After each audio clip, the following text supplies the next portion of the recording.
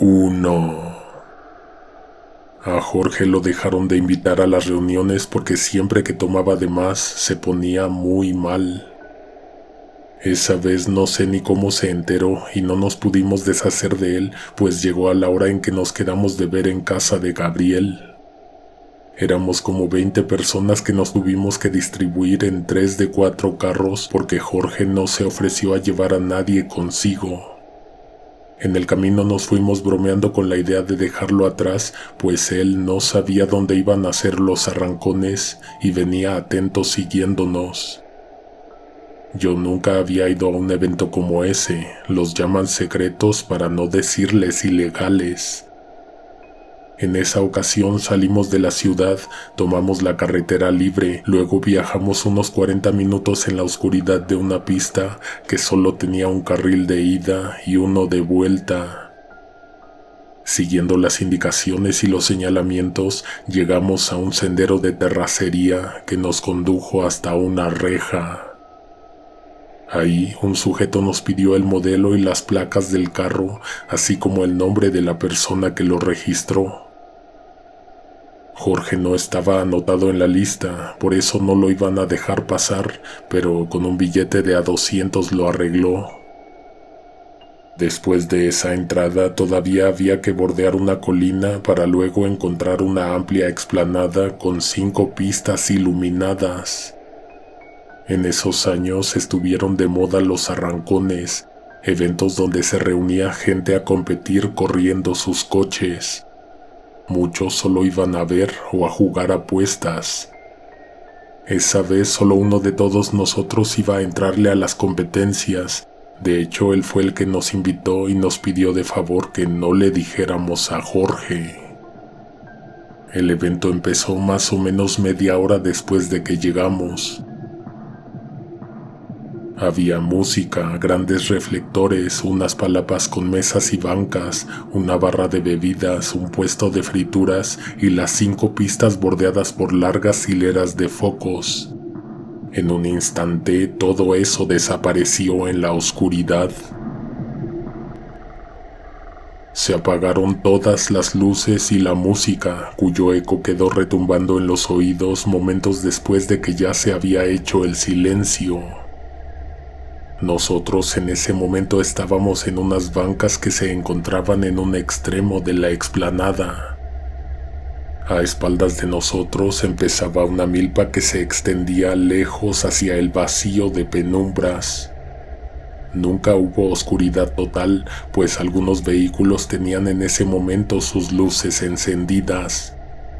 Después de un rato, todos los coches las encendieron, provocando una mancha cegadora en el centro del llano. En las esquinas, por el contrario, sí estaba muy oscuro y era donde había más gente. A falta del ruido de las grandes bocinas, algunos competidores aprovecharon para presumir sus sistemas de sonido. Por más que los organizadores iban y venían de un lado a otro, el problema de la luz no se solucionaba y la gente ya se estaba desesperando. Por momentos se hacía un silencio que luego era ocupado por rechiflas. En una de esas, cuando solo se percibían murmullos a nuestros alrededores, escuchamos todos una voz de mujer que salía de las milpas.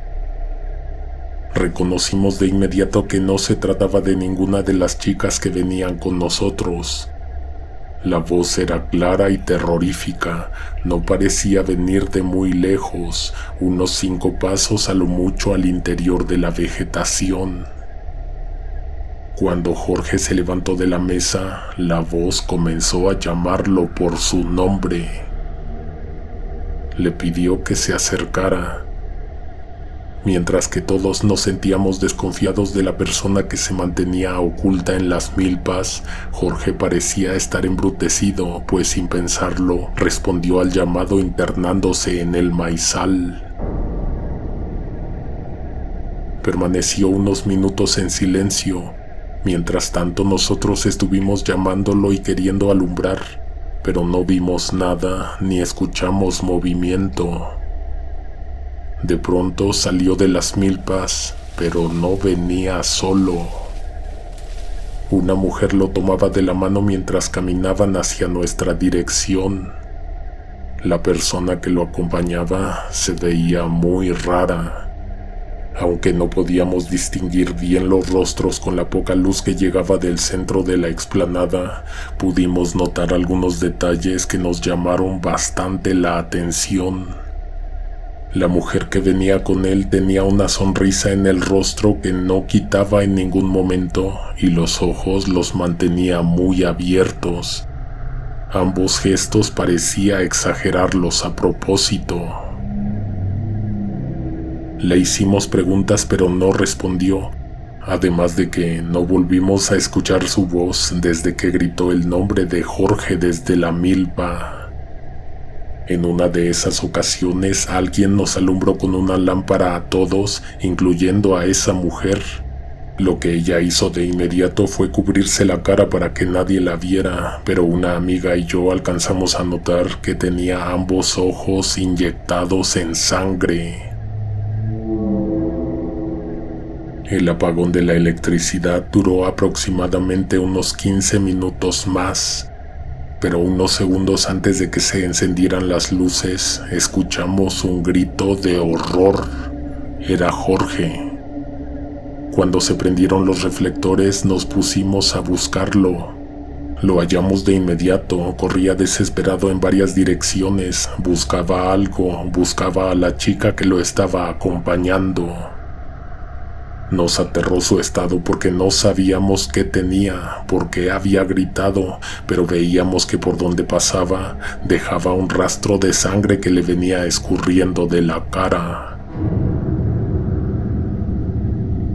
Cuando se tranquilizó un poco, le vimos una tremenda mordida en el rostro.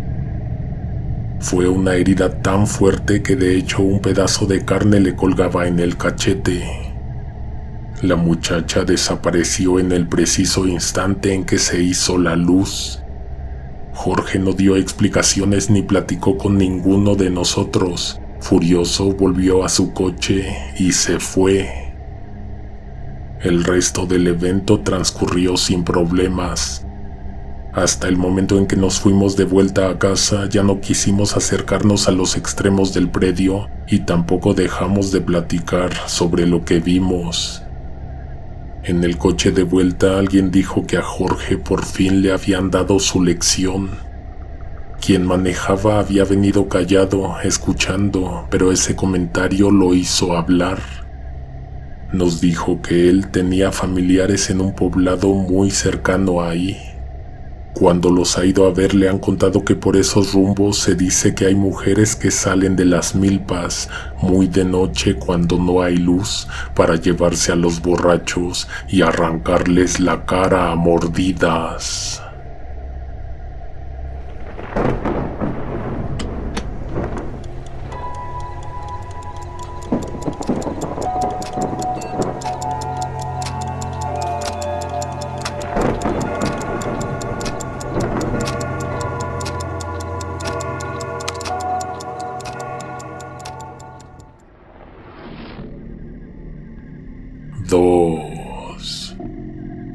Nací y crecí en la Ramos Millán en Iztacalco. Las calles de mi colonia son andadores, es decir que por ellas no pueden transitar los coches porque además de todo son muy estrechas. En 2001 tenía 16 años. Recuerdo muy bien la fecha en que ocurrió lo que te voy a contar, pues un año después me fui a Sonora. Estaba fuera de casa cuando se dio el apagón. Calculo que habrían sido las 7 de la tarde, pues cuando se fue la luz todavía el sol iluminaba un poco las calles. En minutos se hizo oscuridad total. Para ese momento casi toda la gente había salido de casa para aprovechar los últimos rayos del sol.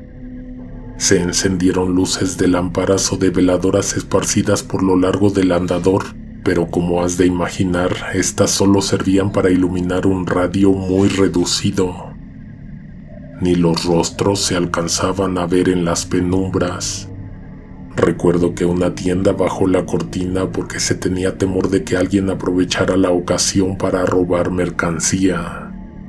Luego de que la pesada hoja de acero impactó el suelo, a unos metros del local, se escuchó un estallido en el portón de una casa.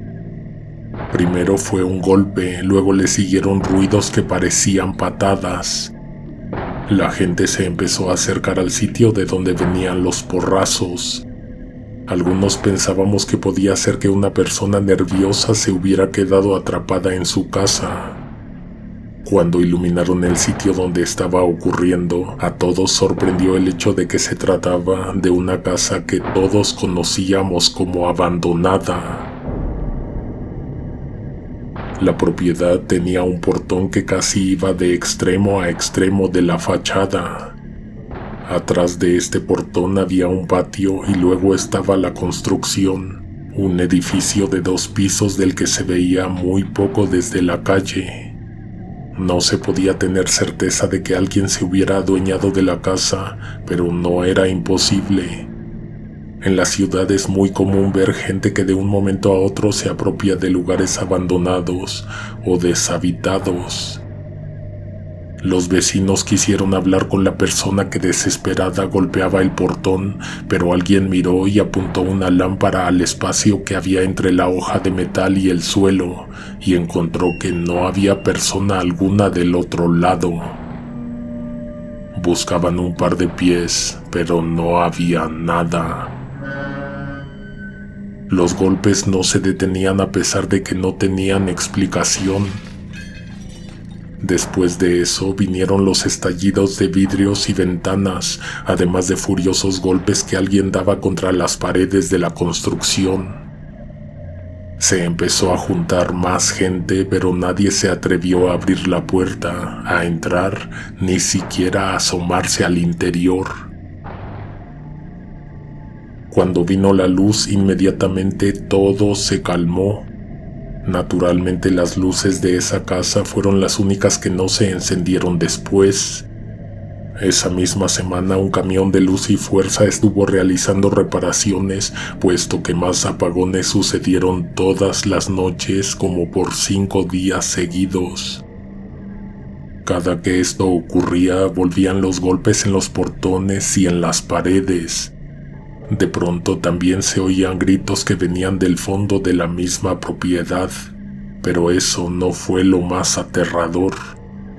En uno de esos cortes de energía, el vecino de la casa de al lado nos invitó a pasar para que escucháramos lo que provenía del domicilio de donde salían los ruidos. En la pared de su oscura sala se oían más fuertes los golpes, pues parecía que exactamente del otro lado estaba la persona que se azotaba. Nos pidió que hiciéramos silencio y aguardáramos. Entonces oímos que había voces.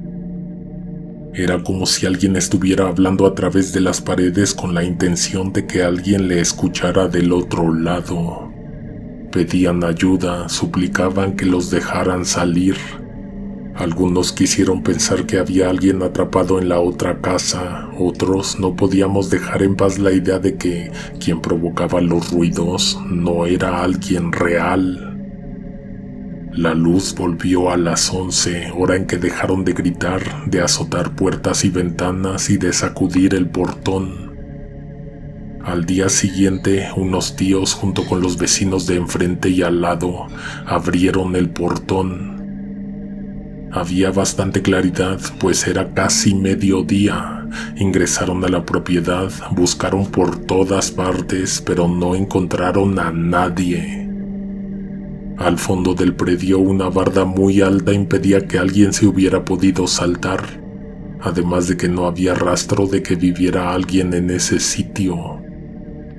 Ni una colchoneta o un catre, una pila de ropa, basura, no había nada.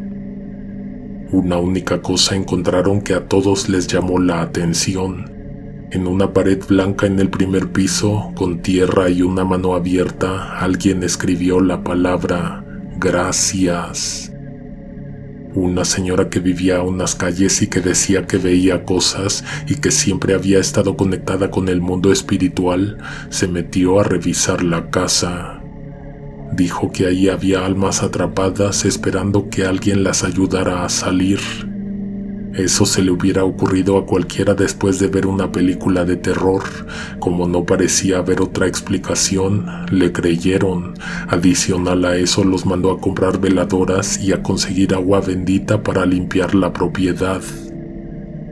Antes de que cerraran las puertas del domicilio, entré para ver lo poco que todos ya habían visto. Algo que nadie pareció notar o a lo que nadie le dio importancia fue que toda puerta y ventana tenía un cableado, como si todas las salidas se mantuvieran conectadas por un circuito de seguridad. No sé de espíritus ni mucho menos, pero me queda claro que cada que se iba la luz, se abría una oportunidad para que los de afuera escucháramos lo que había adentro. No quiero decir que al abrir la casa lo dejaron salir, pero nunca más volvieron a escucharse los ruidos en el domicilio, ni en las noches más oscuras, ni cuando había interrupciones de energía eléctrica en la colonia.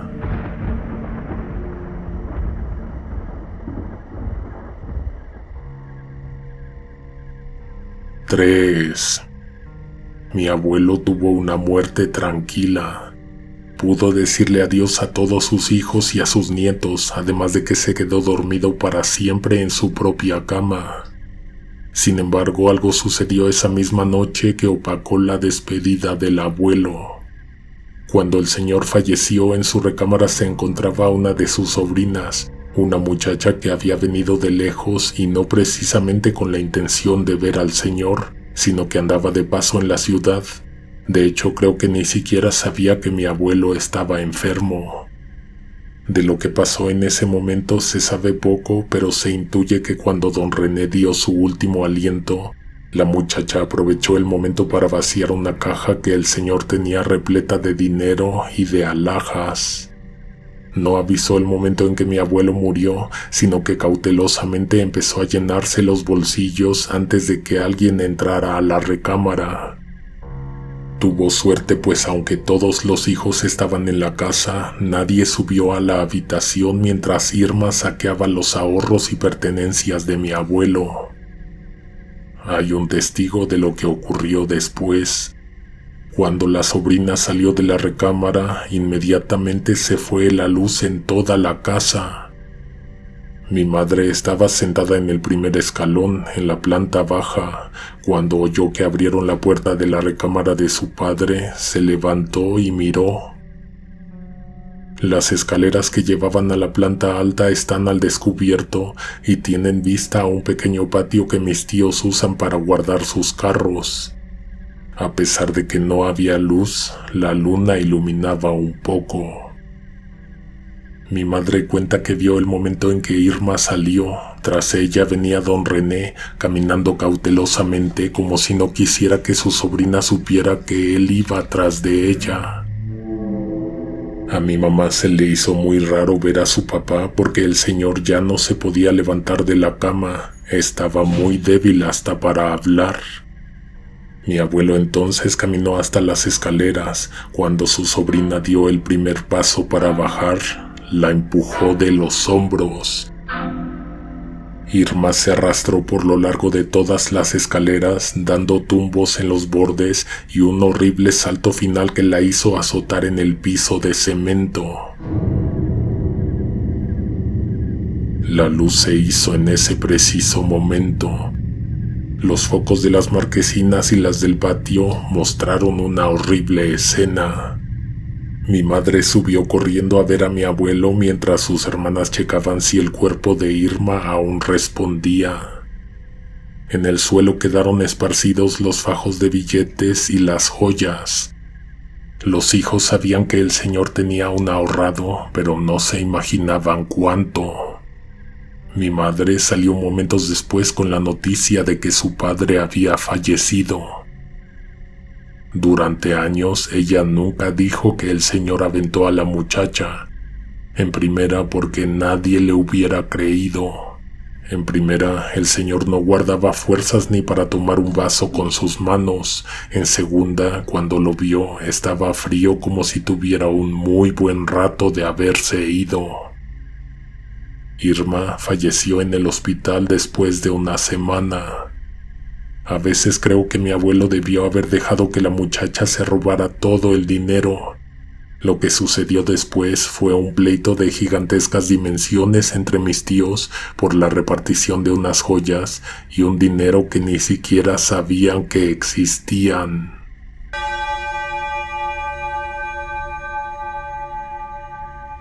Los espero pronto para escuchar juntos un nuevo estreno, más relatos de terror, historias reales, experiencias que pudieron haberte ocurrido a ti. Alguien te observa en la oscuridad.